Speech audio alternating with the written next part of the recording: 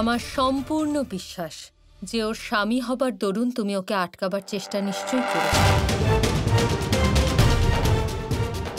কিন্তু আমার এই কথাটাও মনে হচ্ছে আয়ান যে ও তোমার একটা কথাও শোনেনি, তাই না? মা, এখন আমি শুধুমাত্র রাধার স্বামী নয়, গুরু নির্ধারণ রীতিতে সে আমাকে গুরু রূপে স্বীকার করে নিয়েছে।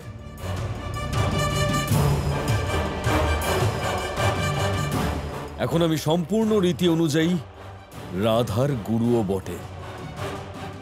নিঃসন্দেহে এটা আনন্দের বিষয় যে রাধা তোমাকে গুরু বানিয়ে স্ত্রী ধর্মের পালন করেছে, কিন্তু ওর এইভাবে কৃষ্ণর সাথে একা যাওয়া উচিত হয়নি।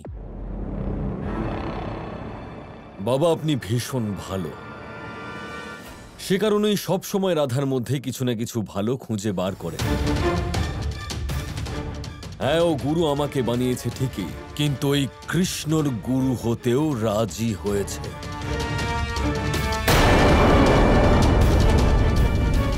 স্ত্রী তোমার আর গুরু ওই কৃষ্ণর? প্রেমিক প্রেমিকার সম্পর্ক ভেঙে গেল, হ্যাঁ? তাই গুরু শিষ্য সম্পর্ক বানিয়ে ফেলল। বাহ, প্রচুর বুদ্ধি তো ওই মেয়ের মাথায়। এটা সম্পূর্ণ অনুচিত। রাধার এরকম করাটা উচিত হয়নি। আমি ওর থেকে এটা আশা করিনি। আমি এক্ষুনি ব্রাহ্মণদের সাথে কথা বলে রাধাকে ফেরত আনার ব্যবস্থা করছি।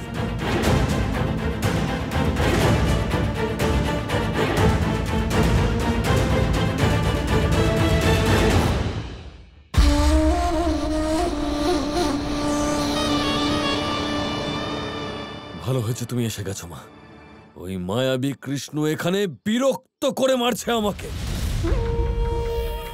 শান্ত শান্ত হয়ে যাও আয়ন। আমি কংসর পরিকল্পনার জন্য এসেছি। ওই কৃষ্ণ মহর্ষি দুর্বাসার প্রকোপে ভস্ম হয়ে যাবে, এটাই কংসর পরিকল্পনা। কিন্তু এটা কি সম্ভব? এবারে আর কিছু ভেবো না।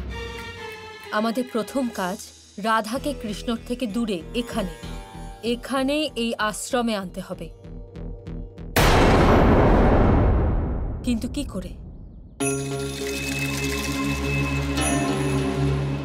তুমি তো রাধার গুরু আয়ন।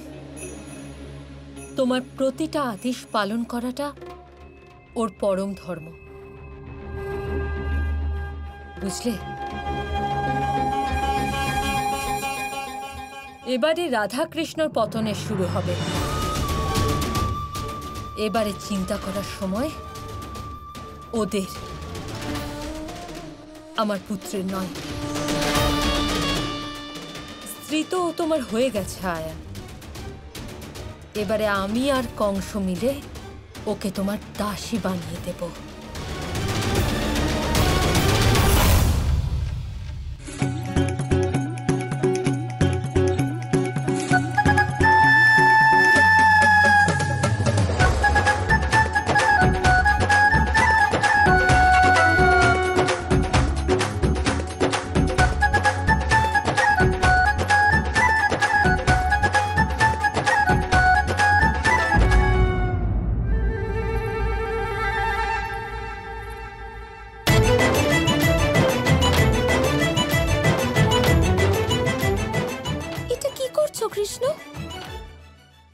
শিষ্যের ধর্ম হয় গুরুর পদক্ষেপে হাঁটা, তাই করছি। এটা শুধুমাত্র একটা কথা, এটা আক্ষরিকভাবে পালন করে নাকি? এই উপহাস বন্ধ করো কৃষ্ণ।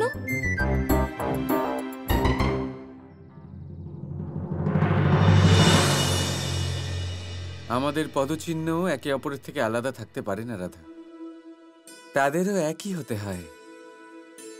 এতটাই স্বচ্ছ, এতটাই পবিত্র, এতটাই গভীর প্রেম আমাদের। আর সেই প্রেমের অত্যন্ত সুখের অনুভূতি সমর্পণের চূড়ায় তোমার জন্য অপেক্ষা করছে।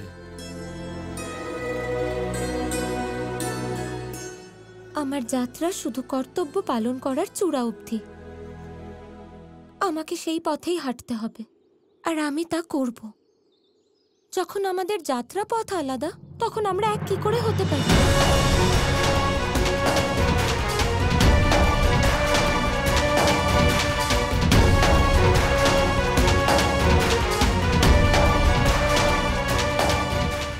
আমাদের যাত্রা ভিন্ন হলেও আমাদের গন্তব্য তো সেই একই, রাধা।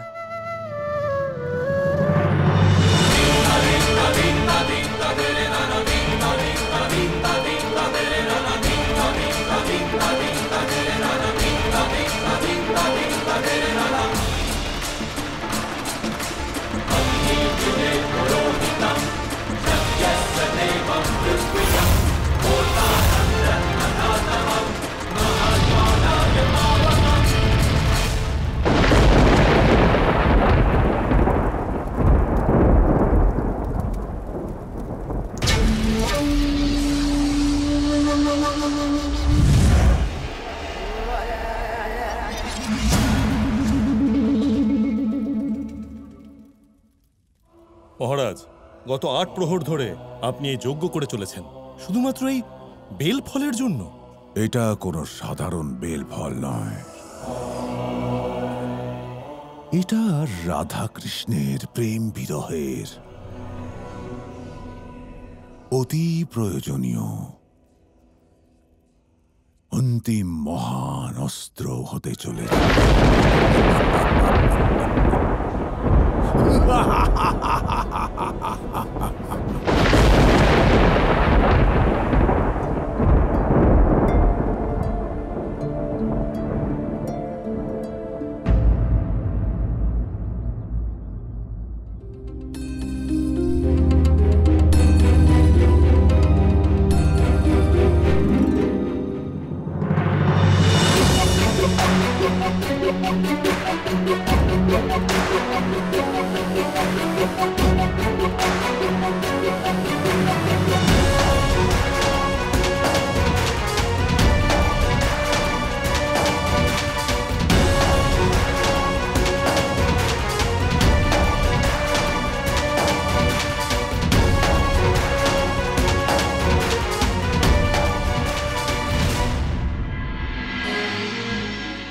সুখী হও।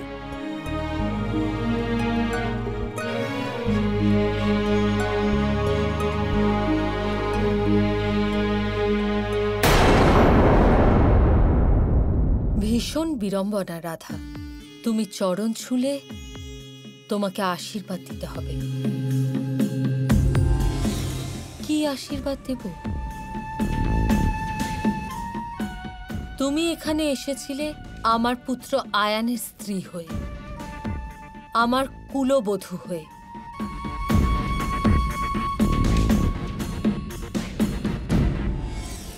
আর এখানে থাকছো ওই কৃষ্ণর গুরু হয়ে।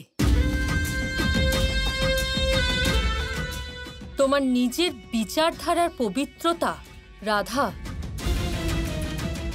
তার উপরে আমার সন্দেহ হচ্ছে। কি করে আমার চরণ স্পর্শ করতে দেব তোমাকে বলো?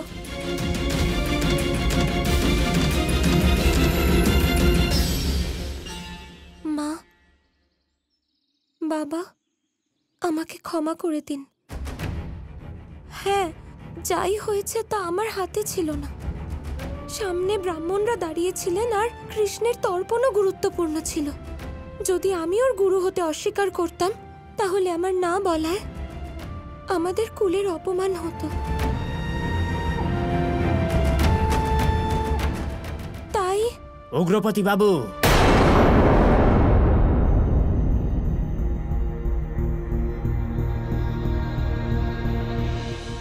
রাধা যা বলছে তা সঠিক বলছে। মুহূর্তের ক্রোধের বশে আমাদেরও মনে হয়েছে যে রাধা যা করেছে তা ভুল। মন শান্ত হলে আমরা বুঝতে পারি যে রাধা যা করেছে তা সঠিক।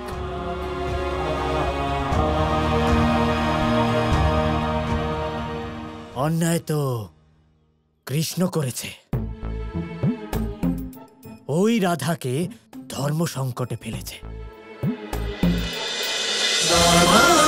কৃষ্ণ কৃষ্ণ কৃষ্ণ কৃষ্ণ